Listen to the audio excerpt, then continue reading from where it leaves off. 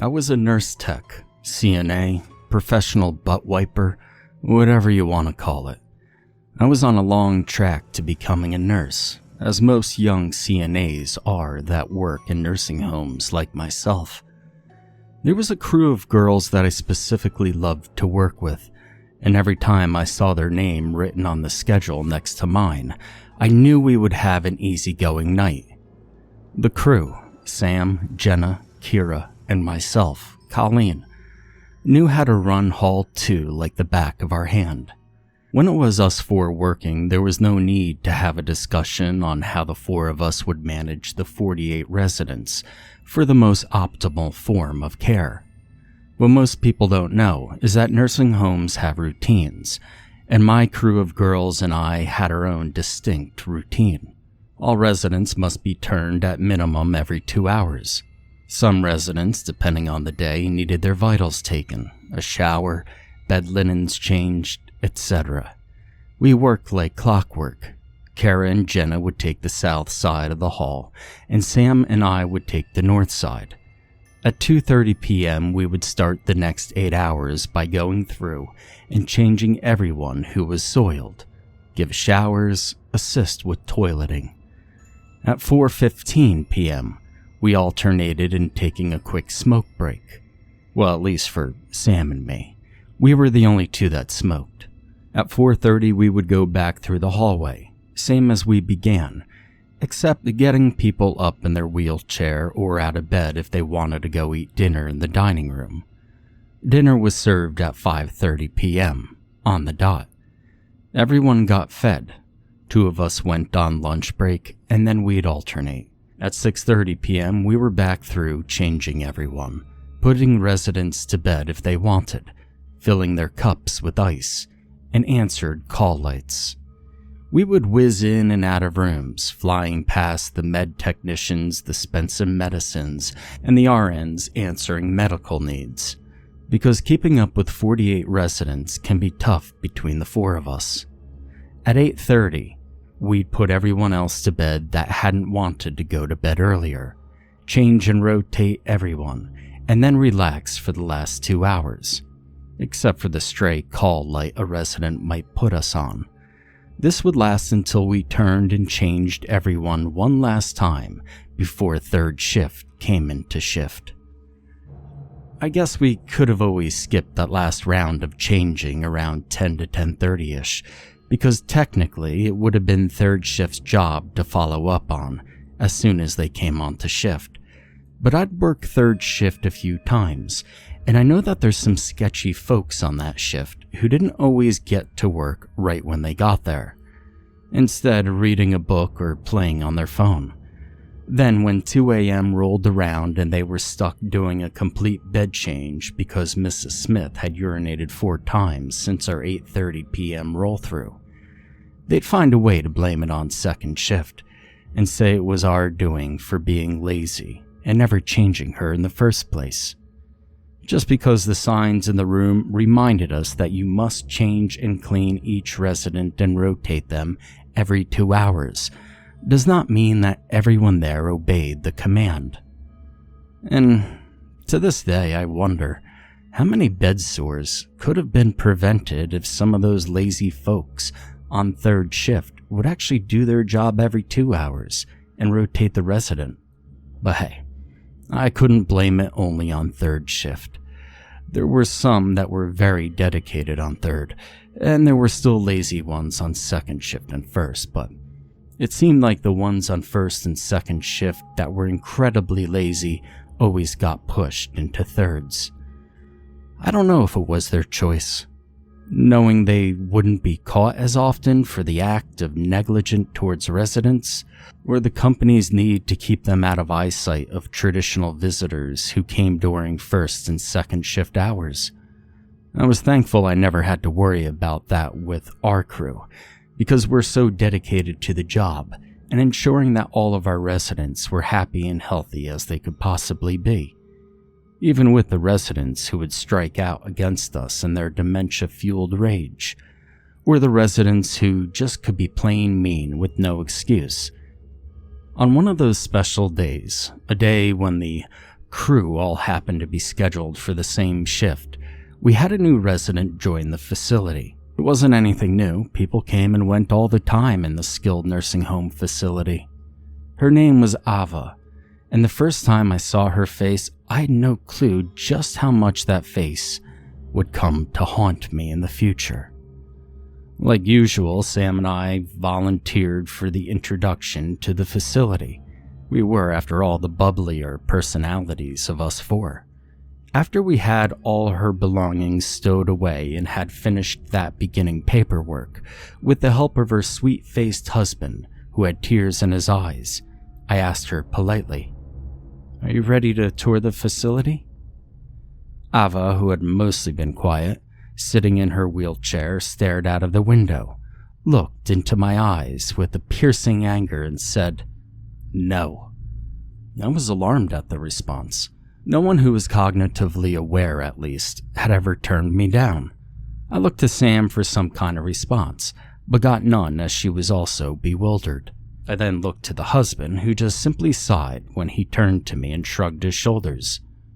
"Well, if you change your mind, just click this call button." I smiled again, but received nothing but disgust in her scowl towards me. When Sam and I exited the room, I asked, "What was up with that?" "I don't know. They said she's here for recovery and rehab. She's not here for long term. Hip surgery, I think." "No dementia?" I asked, wanting to clarify. Sam looked over the initial paperwork that we were returning to the chart. "No, she's 68, healthy as a horse from what this looks like anyways. Just had hip surgery is all, and husband can't help her at home. Looks like just rehab." This would not be the last concerning conversation I'd have with Sam about Ava. Ava eventually became a part of our routine as well. A part of our routine we had to add into our well-established routine, which was difficult because Ava was on her call light every 10 minutes it seemed, which in general isn't that abnormal. After all, Mrs. Johnson was on her call light frequently, as she was fighting not to become incontinent, and any time she had the urge to go, she would be quick to hit the light, which I understood her want to hold on to that piece of independence, even if it meant we were at her room every 30 minutes. Ava, on the other hand, well, her call light went on for anything and everything. The light from outside is too bright. She wants the shades down further. She wants the TV off, with the remote sitting right beside her. She wants the light off in her room. Someone in the room next to her was too loud. Make it stop. The wheels on the med cart were too loud, and she could hear them. She wanted her head lifted, and I had to remind myself that there was nothing wrong with her fingers. She was here for her hip. She wanted her head lowered. She wanted her pillow fluffed. Quite a few times. Her pillow was too fluffy. The phone was ringing in her room. To close the door, to get her another blanket. Wanting her socks put on, which usually 10 minutes later was followed by another request to take them off. And most of all, to complain about her roommate, Nelly. Now there's two things I really need to explain here.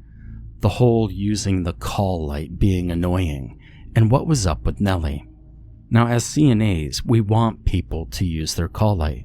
We would never want to deter residents from using it. No one had forgotten how it took 2 nurses and 4 CNAs to get 400-pound Mr. Larson off the floor when he decided to walk to the bathroom by himself without his oxygen mask attached, even though he knew he was supposed to use his call light and let us know, because it took 3 of us to walk him there safely.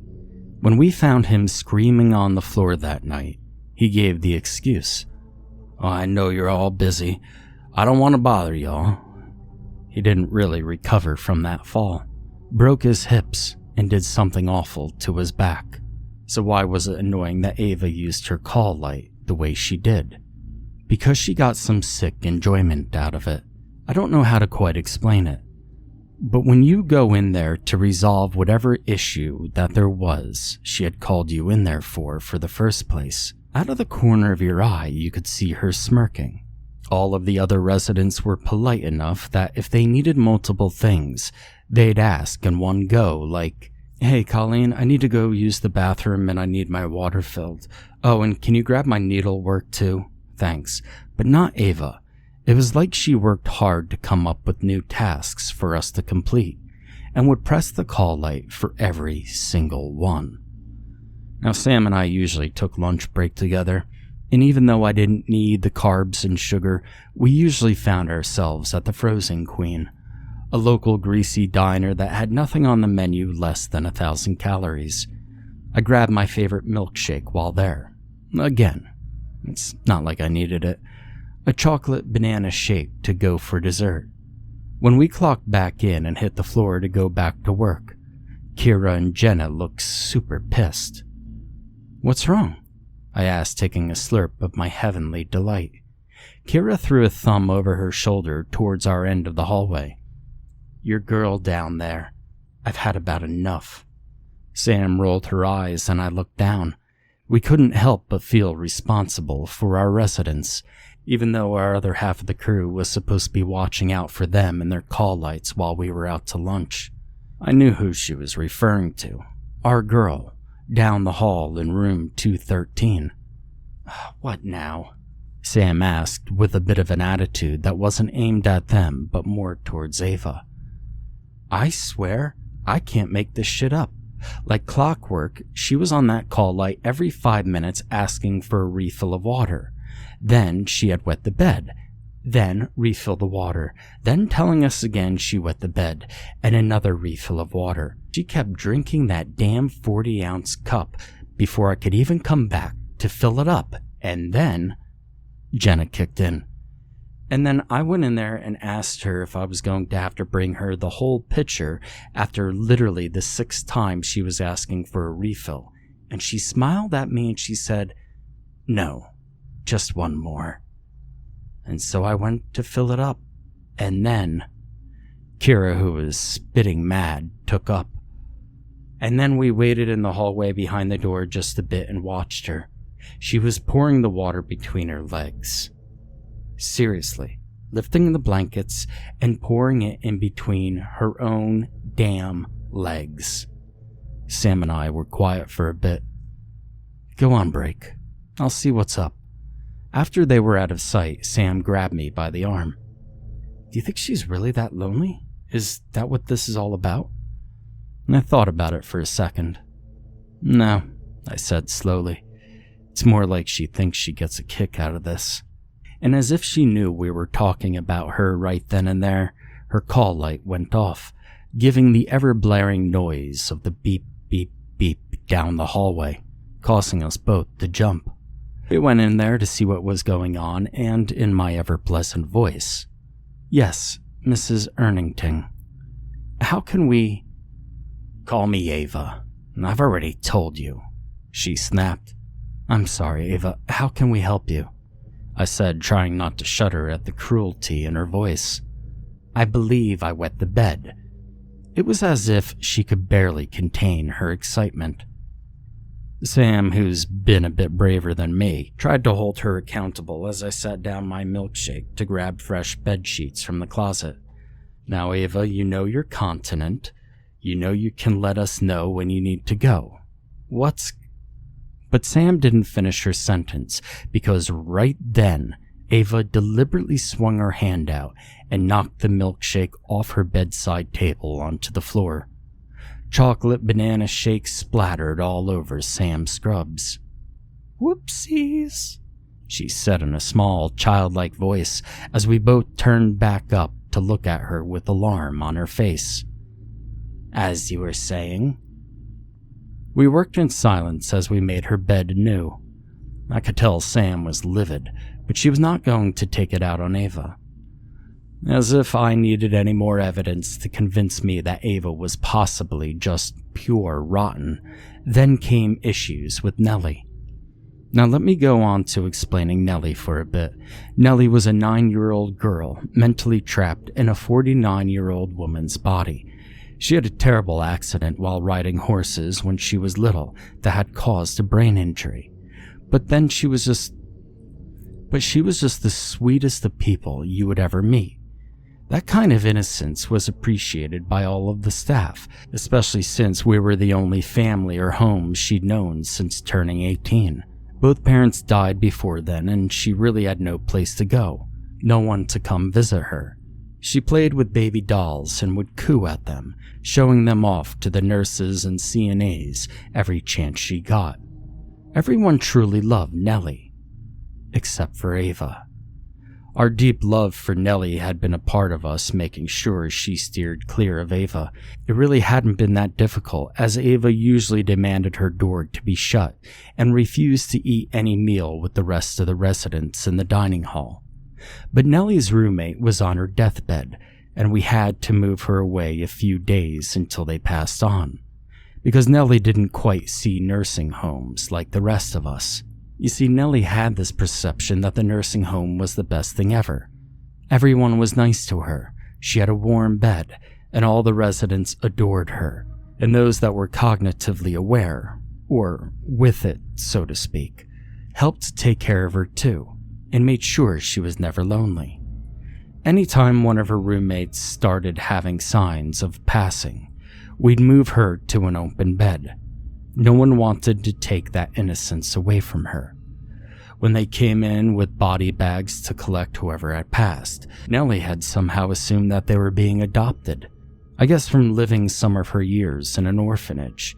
She would be so happy for them, and no one wanted to take that innocence away from her. But we weren't able to hide Nelly from Ava forever, and it was happening in the worst way. The charge nurse came up to me and asked to move Nelly into Ava's room. All the rooms on the hallway we worked in had double occupancy, but they were all filled except for Ava's, something I'd been trying to contain for a while now. But I tried to explain to the nurse, I know no one seems to like Mrs. Ava, but we really don't have a choice, Colleen. I knew I needed a smoke before I would go on with this ordeal, that I was sure this was going to come back and bite me in the ass sooner or later. I nodded to Sam to come with me as she had seen the troubled expression on my face after my interaction with the charge nurse. Over a few Marlboro Reds, I filled her in. Fuck, she said as she exhaled a large cloud of smoke. I would almost prefer to quit before I had to be the person to do that to Nelly. Ava's just plain evil. I nodded in agreement, putting out my cigarette hard in the metal fold-in ashtray. This was not the first time the idea of quitting had hit me, but it was feeling more and more of a potential possibility. I'd always loved my job, but Ava was really getting on my nerves. Out of all the days this had to happen when I'm working, I said begrudgingly.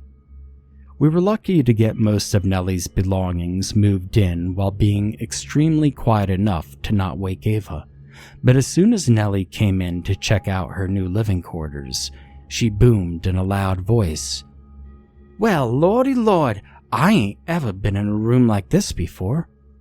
Ava woke up, startled, and examined the room like a hawk.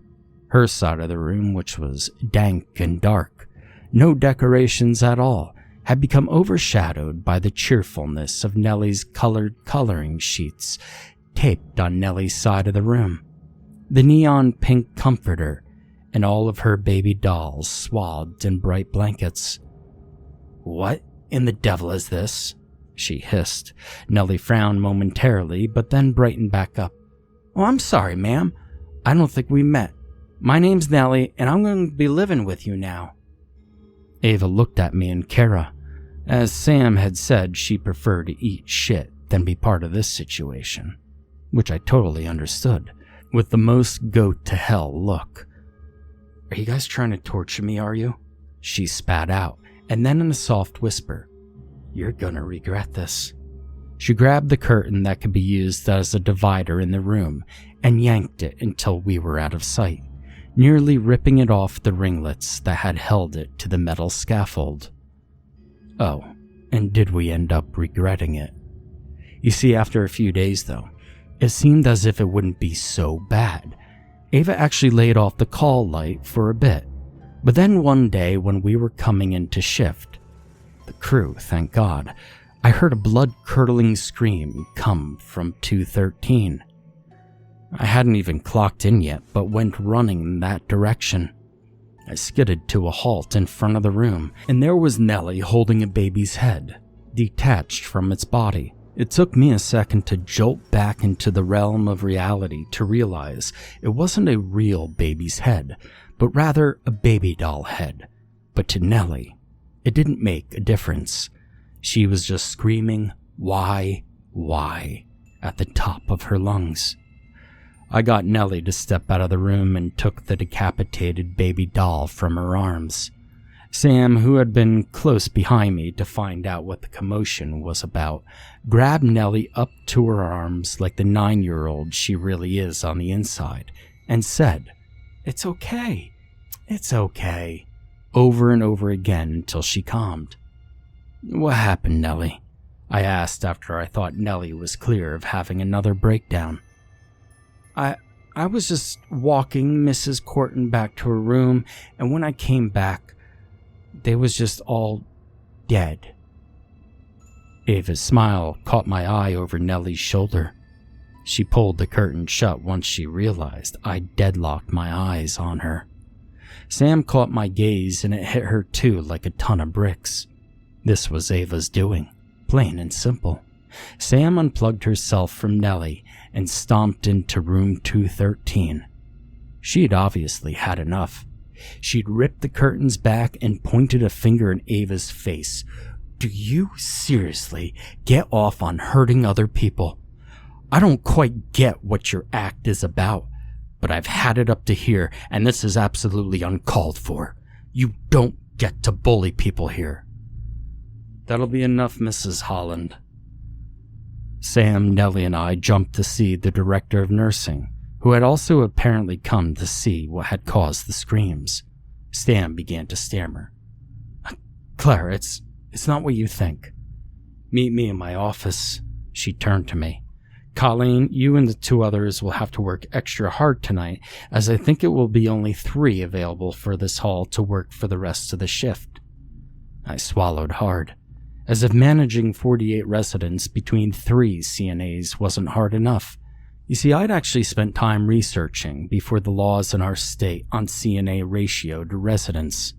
There isn't any, only for RNs and doctors.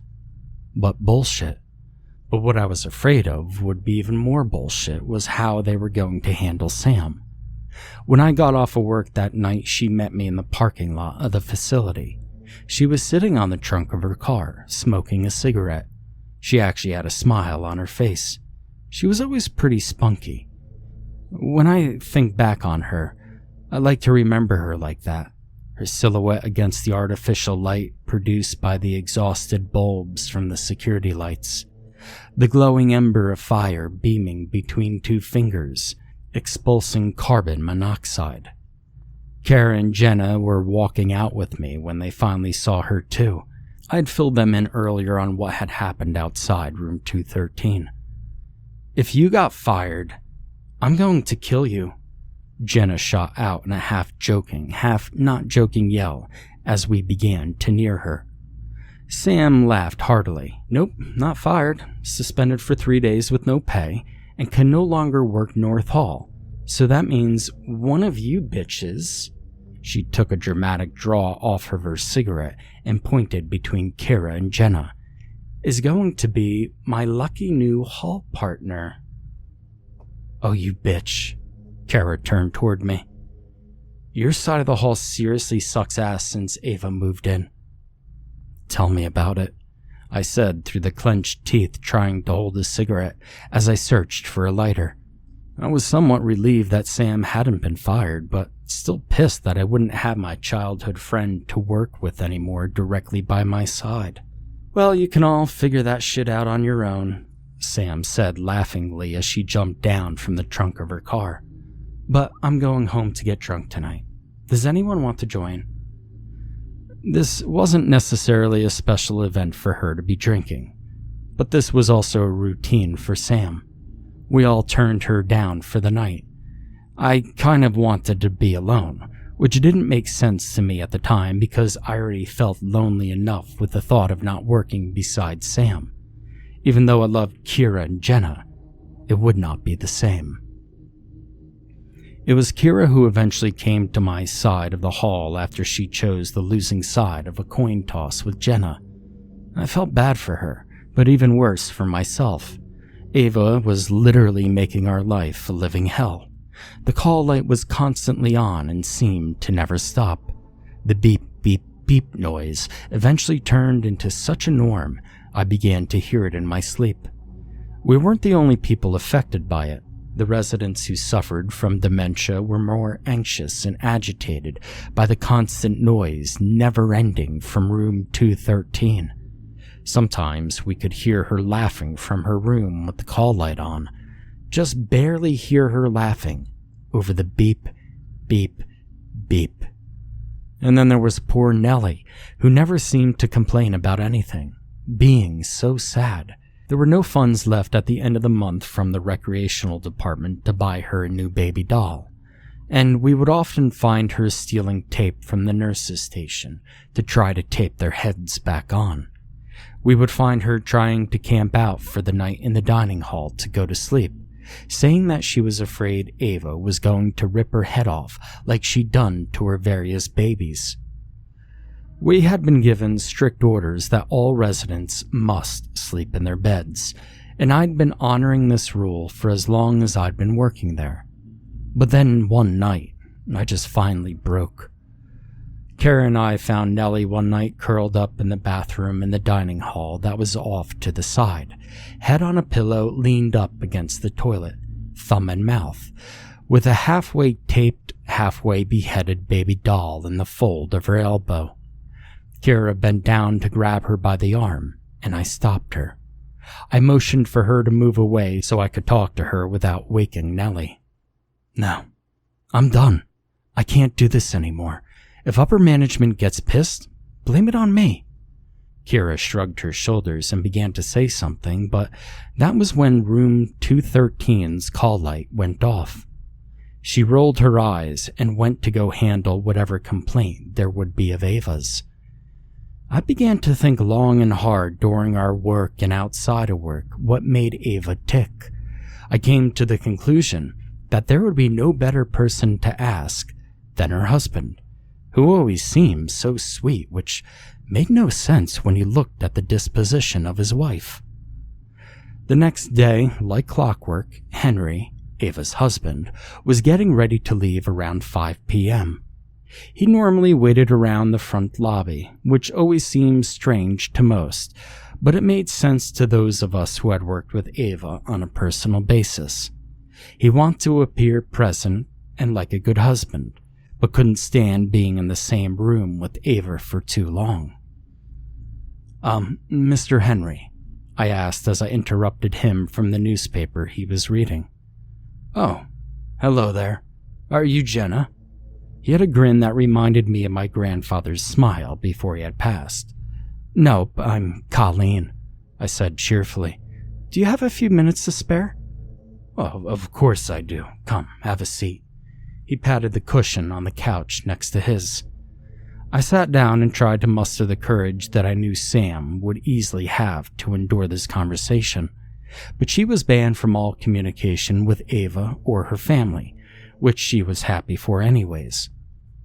I feel like it's really easy for me to connect with our residents, but I'm just having a difficult time with your wife. I was hoping maybe you could tell me a little bit more about her, and maybe I could find out what I can do that'll do the trick to make her stay here a little more happier. "Well, I'd be more than happy to." He gave me a soft wink. "Well, Ava's a bit of an odd bird, right? I mean, she's had it hard the majority of her life. You may not believe this, but she has always suffered from anxiety and depression. Oh yes, but it got so much worse after she started working in asylums. She was a nurse for a while. Hell, she graduated top of her class and everything. And I really thought she had been doing better. And I was against the job at the asylum, but, well, my wife, she was dead set on it. She had an incident, and didn't stay long and never worked since. Well, I mean, being a stay-at-home mom is a job. I'm not trying to discredit that, but she was never the same. Well, not quite. It was hard for me to see Ava as anxious. Well, even depressed for that matter. Depressed and anxious people don't plan out malicious acts, do they? What kind of incident? I was afraid I was prying too much, but he seemed happy to have someone to talk to, no matter how depressing the subject. Well, she'd really gotten attached to one patient there, and they were getting better. They eventually discharged her back home, but a few months passed and she was back and worse than before, raising all kinds of hell.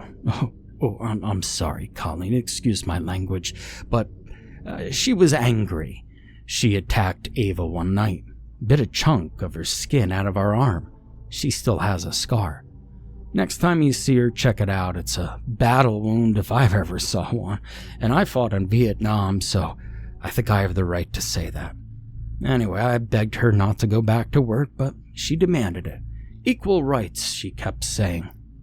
He chuckled at that, but then became very solemn as he told me the rest of the story. Well, and then one night she came home from work. White nurse's uniform, well, it wasn't so white anymore. It was covered in blood. That favorite patient of hers had slit her wrist right in front of her, and there was nothing she could do about it. She came home and just kept saying, "That face. That face." She was never quite the same after that. Said the face haunted her in her dreams, followed her. She'd see that same dead expression on other people's faces when she'd walked about and go shopping. She didn't quite leave the house after that, come to think of it. Didn't work after that. Well, she wasn't quite Ava after that. He sighed heavily. She tried to hurt herself a few times. Pills were her ticket out, twice. Once I found her, another time our eldest had found her. Then there was the news she hung from the rafters in the barn on the farm. Rope broke through and she broke her leg from the fall, always claiming she had to escape, get away from the face of the patient who had haunted her dream, the one who died. And then, he motioned around where we were sitting. There was this. I cleared my throat, thinking I was mistaken. I'm sorry, I must be confused. She's just here for a hip replacement, right? Had we read the initial report wrong? He looked at me quizzically. Oh, they didn't tell you. I shook my head no. He sighed again and looked away from me. She had jumped in front of a moving car. But thankfully they had seen her as she was about to run in front of them, and they slammed on their brakes. Thankfully. He whistled a descending tune. She hit her head good, and this time, well, this quite ain't my Ava anymore. I love her and I'll be here every day until they send her home, until she gets that hip straightened out. But that's not my Ava. She seems kind of angry all the time. My Ava might have been sad and uneasy, letting her nerves get to her and whatnot, but definitely not angry. I instantly thought of my intro to psych classes, where we learned about Phineas Gage and the head injury he had that turned him from Mr. Nice Guy to Mr. I don't want to leave my children alone with. It certainly put things in perspective. I thanked Henry and told him I had to go, as I could see peering down the hall his wife's call light was on again. Over the next few months, things stayed the same. I'd worked out a deal with Third Shift, that if they'd leave Nelly alone when they found her in the bathroom of the dining room and not tell on me, then I'd fill up their linen carts and dump their trash before I left my shift. Ava was her usual self, but even more of a recluse. She had begun to refuse physical therapy. Walking by her room one day, I heard the director of nursing and physical therapist in the room talking to Henry and Ava. I stopped shortly after walking by the room to listen in. The DON said, "Ava, we're going to have to discharge you if you're going against medical advice. It's called AMA." "I know what it's called," spat Ava. The physical therapist tried a different approach. "Your insurance company is only willing to pay for 6 months of your stay here. The rest of it will have to be out of pocket. And after talking to your husband, it does not seem that this is feasible. It's about $350 a day to stay here. You've already been here 5 months. We have to get you well to send you home." I sighed in disbelief. Regardless if Ava got better or not, she had to leave in a month. I know that sounds fucked up, but I wanted my hall partner back. I wanted to like my job again. I wanted my other residents to be normal again. I wanted the beeping to stop happening so often. I wanted Nelly to be able to sleep in a fucking bed again. A few days later, I overheard from the physical therapist that Ava had officially quit doing physical therapy altogether. She had quit getting up to use the restroom even. The next week, she started refusing breakfast, which wasn't like Ava, who ate heartily and was a diabetic. A week after that, she quit eating breakfast and lunch. Sam made the terrible joke that maybe I was poisoning her. I shot her a look that made her quit laughing instantly while we were on our smoke break. No matter how much I hated Ava, her malnourished-looking skin was making me sick. The nurses said the doctor was scheduled to see her next week, but by then Ava had quit eating completely and was barely accepting water or any form of liquids. "Isn't there anything we can do?" I asked the nurse, pleading. I had the sixth sense that Ava was deliberately trying to kill herself, and I didn't want it happening on my watch. "Nope," she said as she turned on her heels to go back to the station to work on her paperwork. "She's a full sound mind. She has her rights, you know." No one quite seemed to understand, not even my crew. "So what if she wants to kill herself?" Sam asked one night after work when we were in the parking lot. "She's made your life a living hell. Why do you care?" I couldn't explain it. Maybe it was the story Henry had told me. Maybe it was my guilt towards feeling so angry towards her. But I worried about her. The next day, she began to refuse her medications and her insulin. After the med technician had told me this, I walked into her room to try and talk to Ava about everything. The room had begun to take on an odor from where Ava had been refusing to get out of bed, refusing baths, refusing to use the toilet. Her body looked so frail, but her eyes were still full of life. It made no sense. She wasn't like most of the residents who were sent here to die. She was here to get better, to get to go home. A pain hit me at the thought of how much I would give for Nelly to have the same opportunity. "Ava?" She didn't answer. She just glared at me with a scowl across her parched lips that were cracked and bleeding. I continued anyways. "I talked to your husband a while back. He told me about the, depression." She glared in silence, so I just continued. "Okay, I know that you have suffered from depression, especially since your favorite patient passed away.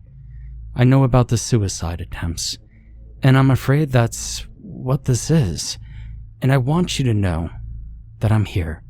If you need anything, Ava, I'm here for you." I felt as if I'd poured my heart out in those few sentences, but the response I received was so unexpected it made me take a step back. She sat straight up in bed and started laughing. Laughing so hard that there was snot shooting out of her nose. The longer she laughed, the more it streamed down and even began to fall into her mouth. Then, as quickly as it started, it stopped. She cocked her head to the side. "You silly bitch. I am that face." And then the laughter came back, sputtering and hacking snot all over the already soiled sheets. I ran out of the room and down the hall, and as soon as I did, she turned on the call light. I began to cry and shake. Ava had gone mad, and I couldn't step foot into that room.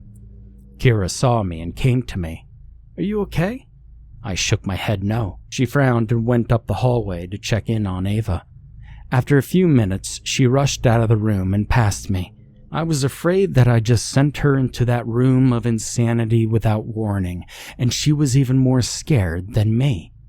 But that wasn't the case. "Where's the nurse?" she called out to the station. "I think Ava's going into a coma." And Kira was right. She would have made such a great nurse one day. She had called it, sure enough. It was a diabetic coma. A part of me prayed that she died that night, or even on day shift. But dear God, not my shift. But when 2:30 p.m. rolled around the next day, and I was receiving report from first shift, it was not my luck.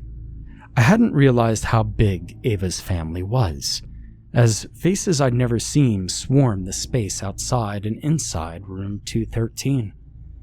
Everyone was there for the big event, for the passing of Ava. I dutifully went in every 2 hours at minimum. It was the least amount of time I'd ever spent in Ava's room during a shift, as she wasn't awake to press the call light. Due to her choice of DNR, we had no choice but to watch her go. Now I found myself praying that she'd wait until third shift to go. Even with her eyes shut and her laying mostly motionless, she scared the ever-living shit out of me.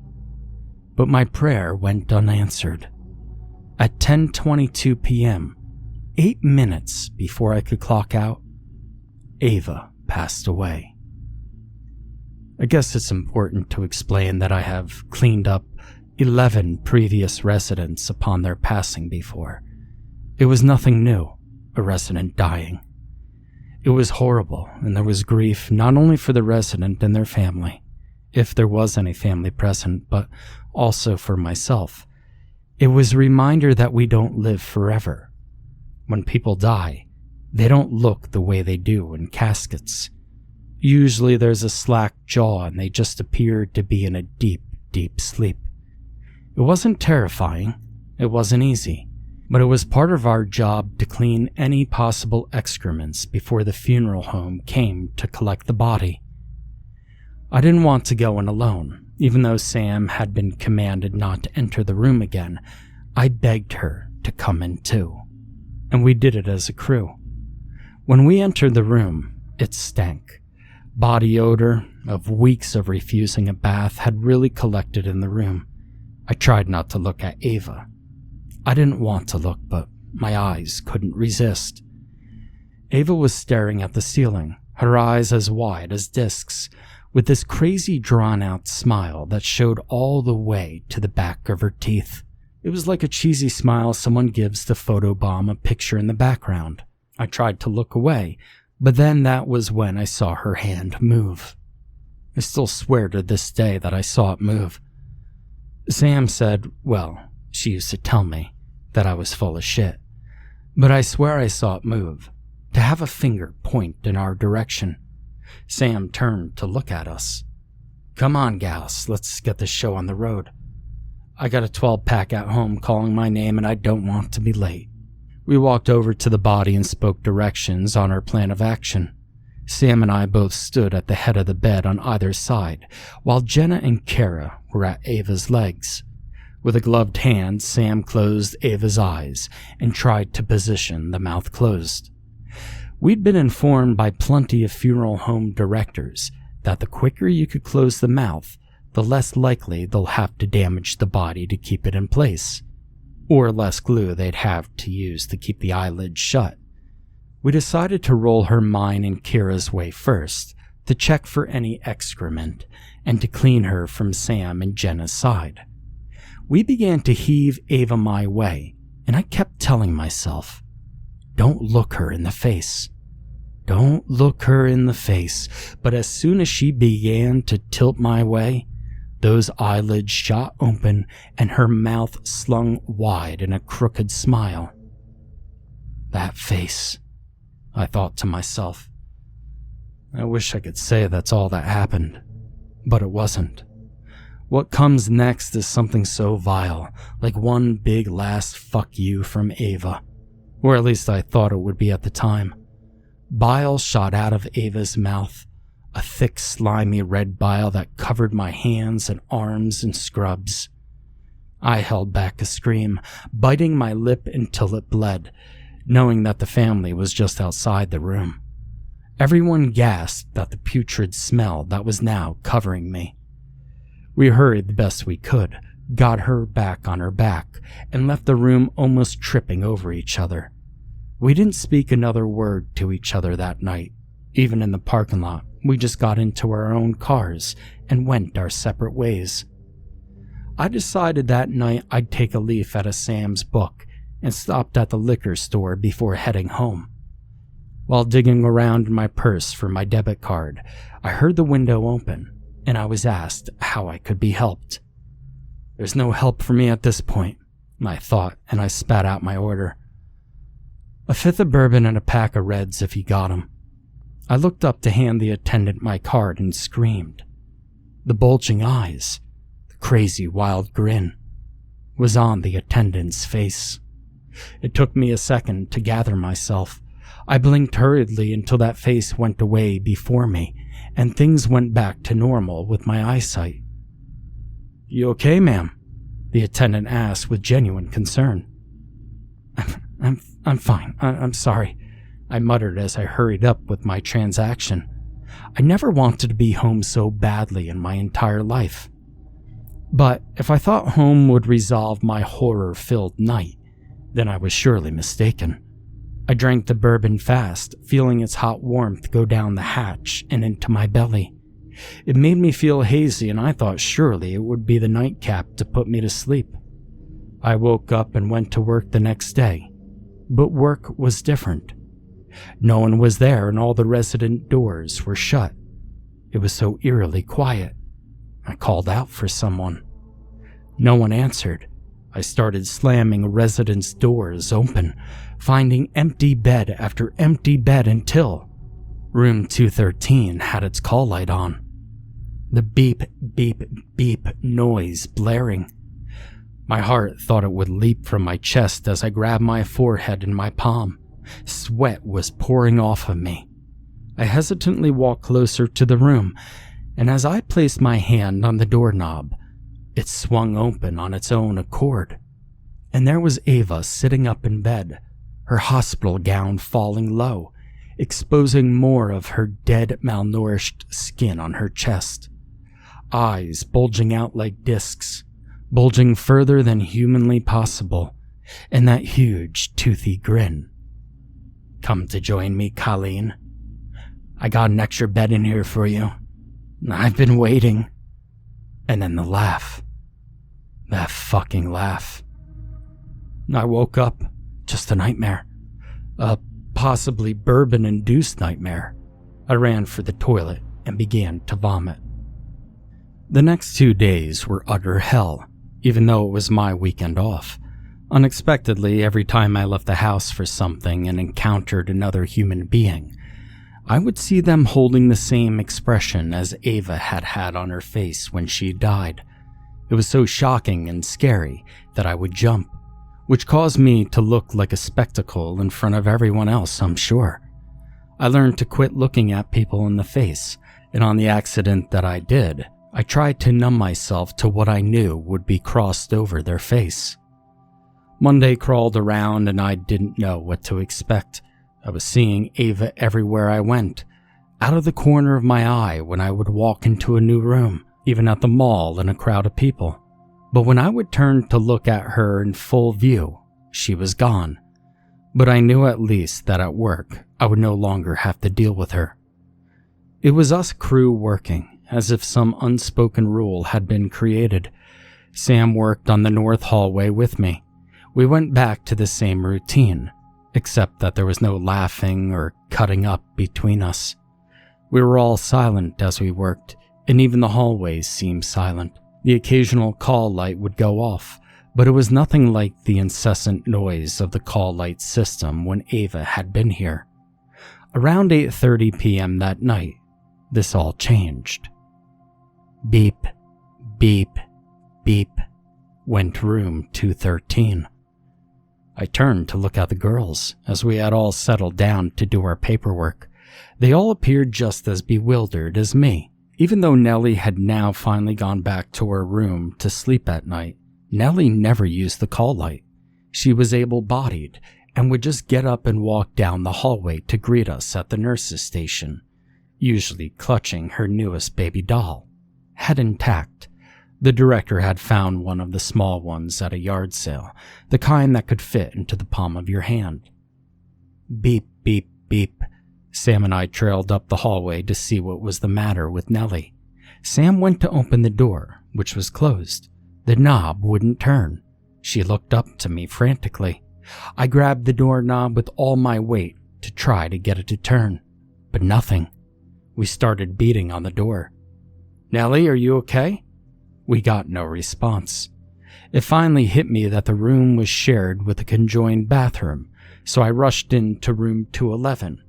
It scared the dickens out of Mrs. Hodgkins and Mrs. Ruth while doing so, and grabbed for their bathroom door. It swung open easily, but when I tried for the bathroom door that would enter into room 213, nothing. The doorknob would not even turn, and the beeping continued to blare overhead down the hallway. They eventually had to call in the handyman that was paid for by the nursing home to come and open the doors.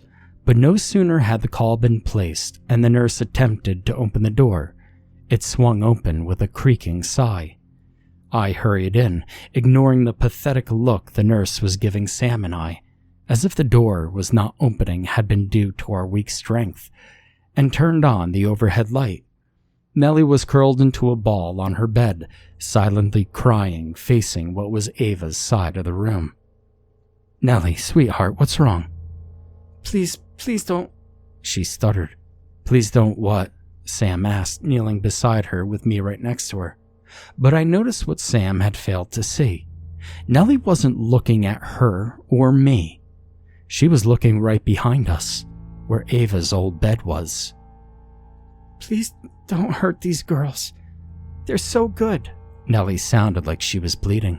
Sam rubbed the hair out of Nelly's eyes. "We're not going to hurt anyone."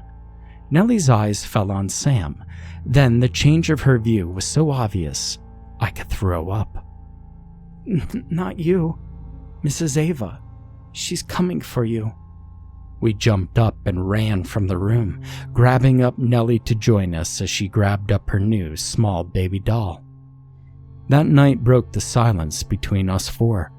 Instead of having the conversation in the parking lot after work, as Kara said it was too creepy in the dark, and I know I at least agreed with that, we went down to the diner where the lights were bright and I could order me some comfort in the form of a chocolate and banana milkshake. Kira went first. She told us how her weekend had gone, trying to go to sleep to only keep getting an invitation from Ava to come join her. Jenna's almost mirrored the exact same story. So did Sam. So did mine.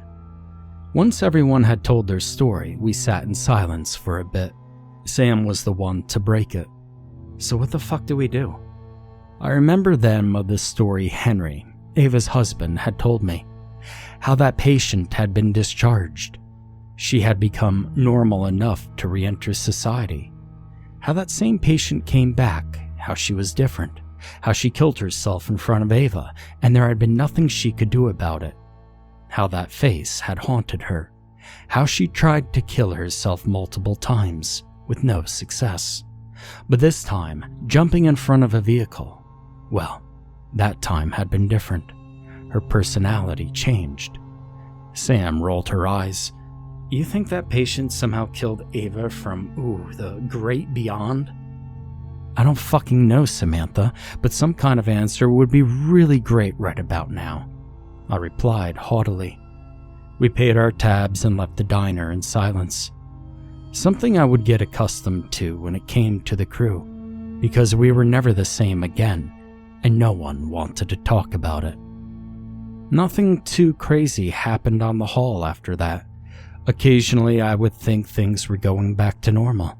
One of us would be laughing or telling a joke, actually talking for once, but then we would be interrupted by room 213's call light. We would take turns answering it, always expecting the worst, like that one night when the doors appeared to be super glued shut. But that never happened again. It was just the call light dinging off. Someone chalked it up to possibly bad wiring. No one had the nerve to tell them that we'd eventually unplug the thing out of its damn socket.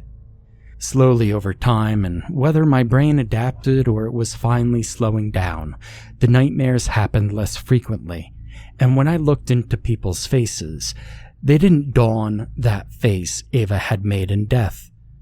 I never asked the crew if they were experiencing the same thing, but I was pretty sure they were.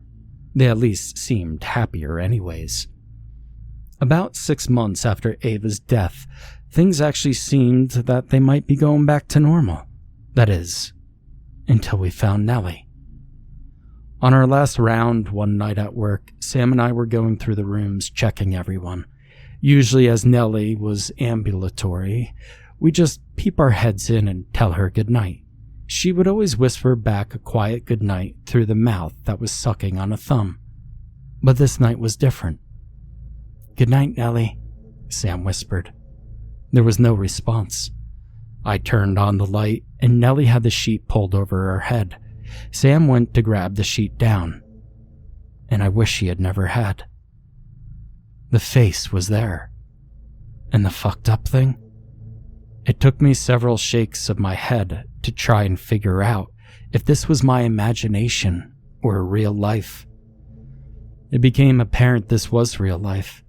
Sam went down the hallway screaming for the nurse, and I felt a cold shiver run up my spine as if Ava was still in the room watching me.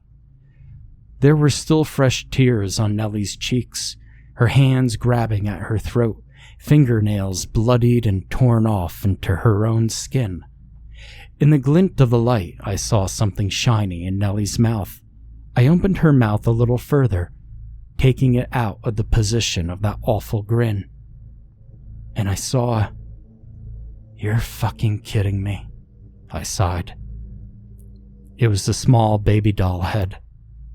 She choked to death on the baby doll head. I heard the call light go on overhead. I peered out of the room and up, and sure enough, it was room 213.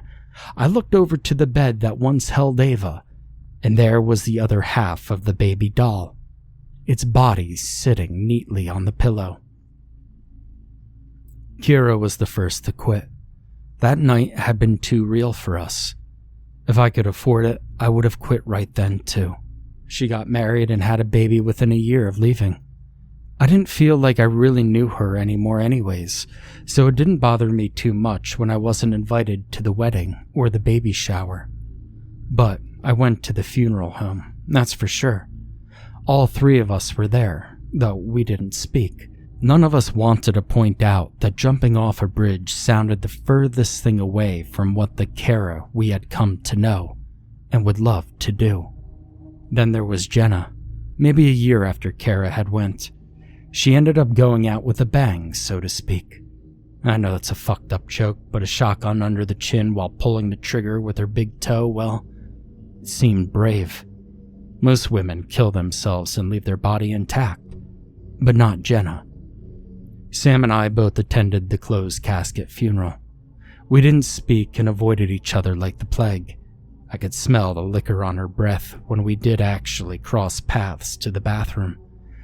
I wondered if she was thinking the same I was. Who was going to be next? Sam or me? Over the years, Sam had lost her job at the nursing home, coming in to work too many times reeking of booze. I could feel that pain, because on sleepless nights when I was too afraid to sleep, but knew if I went another day without going to sleep, to try to avoid the nightmares, I would go insane. I would drink until I passed out. But Sam, well, she'd always been a bit more of a drinker anyways, always thirsting a little bit more for another drop of the poison. I'd quit the job there too. Dropped out of nursing school and all. I was done with that profession. I took up computer design instead, and actually met a really nice guy in one of my classes. We've been dating for about 6 months now, and I'd never told him once about Ava. Never even told him about the crew, the girls that I loved so much, which makes me sick on the inside. My heart actually ached, because when I imagined getting married one day, I always knew that they'd be my bridesmaids. Jack's, my new boyfriend, lack of knowledge about the crew or the nursing home or Ava made October 12, 2016 even more creepy for him. I'd went to sleep next to him, as usual for weekend nights, and in my slumber I found myself staring down the hall of the nursing room. All the doors were closed to the residence rooms. It was just me. It was silent. Until the beeping from room 213. I'd been through this drill several times before. I was compelled to that fucking room. I couldn't stop my feet from putting themselves one foot in front of the other. I was trapped. I stood before room 213 and it swung open, a whoosh of air scooping me inside the room. And there sat Ava, straight up, eyes gone milky over time, mold growing on her skin. She just sat there with that face. "Come join us, Colleen." That cackle was not nearly as haunting as where her hand mentioned. While entering the room, I'd failed to recognize the 2 additional beds in the room. Sitting straight up was Kira and Jenna, except they weren't the Kira and Jenna I remembered. Kira waved with a hand that had fingers pointed in unnatural positions, broken from her fall. One of her eyes bulged out, hanging on a thin cord attached to somewhere back deep into her skull.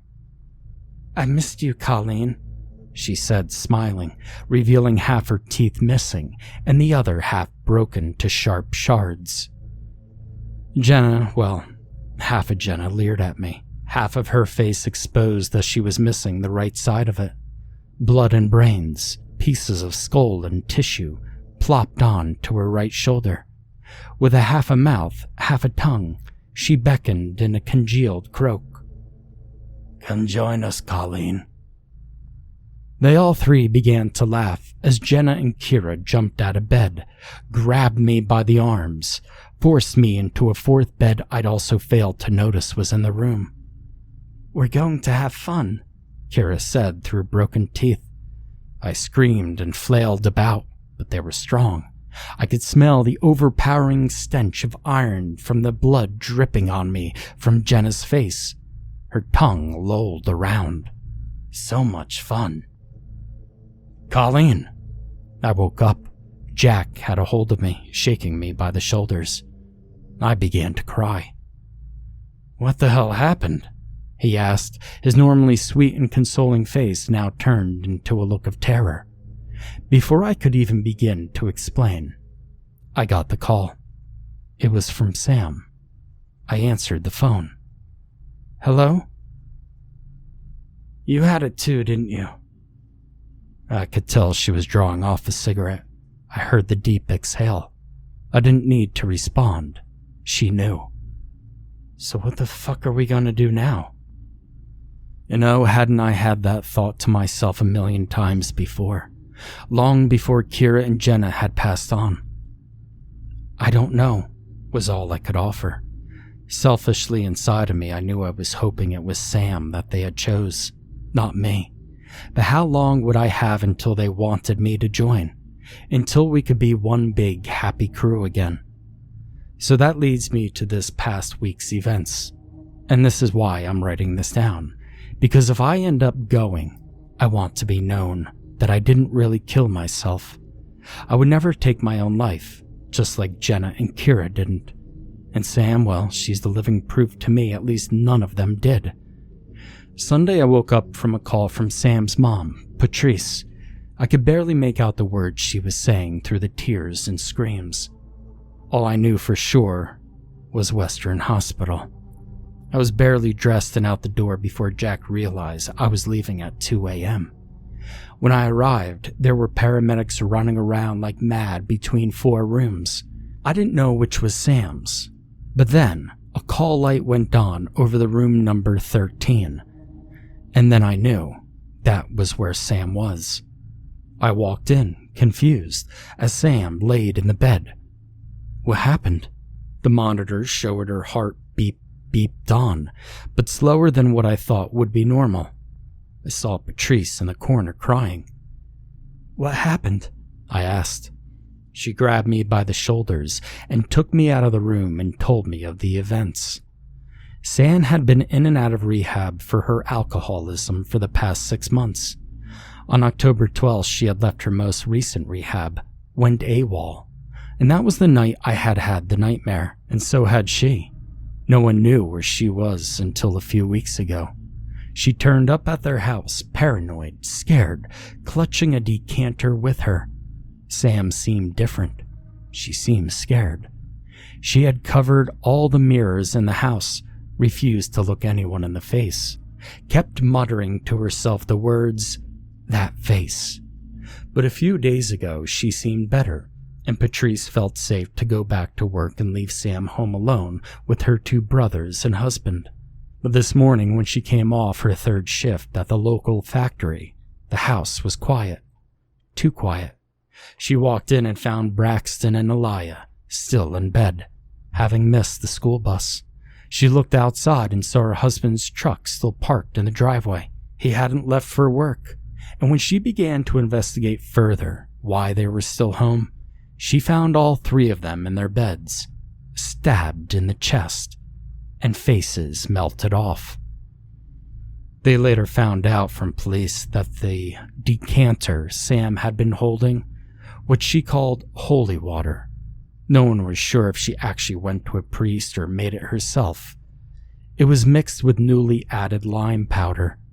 Their faces were disintegrated. And Sam, she was found in her own bed, alcohol poisoning with a mixture of pills she had ingested. Over her bed, she scrawled into the wall with the knife she used to murder her family members the words, "That face." She died in the ambulance ride over, but they were able to revive her, barely. I asked what would happen next. Patrice, who was holding up better than I could ever imagine, said that she didn't know. Sam lived, believe it or not, and she's at Crawford's, the same state mental institution I bet money Ava had worked at. I visited her today, and again, this is why it's so important for me to write this all down. But when I was there, it wasn't Sam I was talking to. Not at all. "I see you came to join me," said the not Sam. "I see you're back where you began," I spat. The not Sam laughed, a laugh I was used to. The laugh that had haunted my sleep off and on for years now. "No, I did not begin here, you silly bitch. I just simply visited. I ran out of the room and threw up, drove home, and now here I am, writing this. I don't know what happens next. I don't know if I'm just supposed to wait around until the non-Sam finally does her in and then comes after me, or does she come after whoever finds Sam dead? I just don't fucking know. But let it be known that Colleen Case would not kill herself. I would never do that. So if you're reading this and I am dead, please know it was not by my own hand. I'm so afraid to go to sleep tonight. I'm so afraid that I'm going to see that face."